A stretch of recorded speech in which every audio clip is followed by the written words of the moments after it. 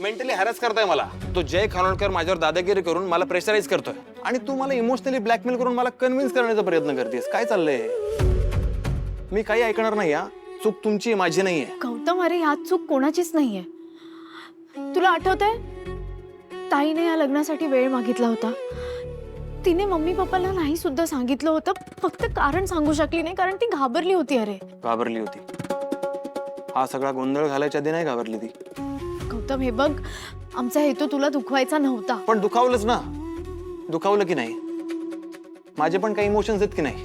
साखरपुडा झालाय, लग्न ठरलंय, पत्रिका वाटल्यात, नातेवाईकांना सगळ्यांना बोलवणं केलंय. आई बाबांना काय वाटत असेल? त्यांचा एकुलता एक मुलगा आहे मी.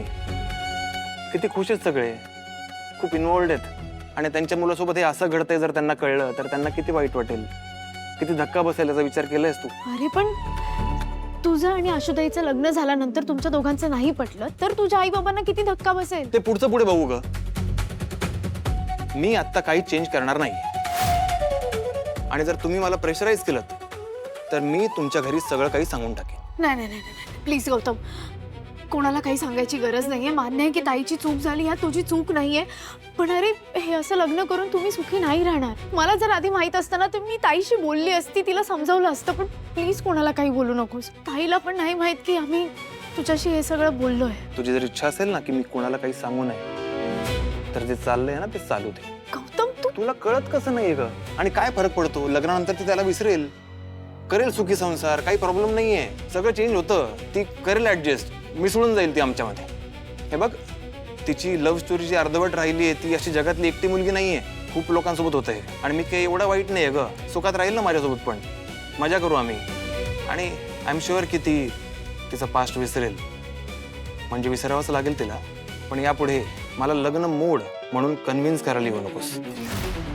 मी लग्न मोडणार नाही. गौतम, ती मन मारून लग्न करेल तुझ्याशी, तुला कळतंय का? मग करू दे ना, मला नाही फरक पडत. तिला कळत नव्हतं का? कुणी सांगितलं होतं आई वडिलांना न पडणाऱ्या मुलाच्या प्रेमात पडायला? हे बघ, आता मी काहीच करू शकत नाही.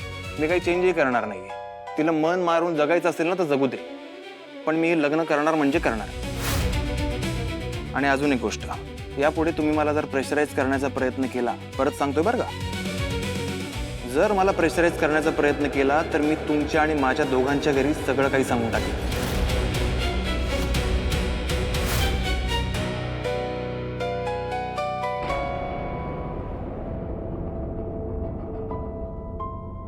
ऑल ओके ना?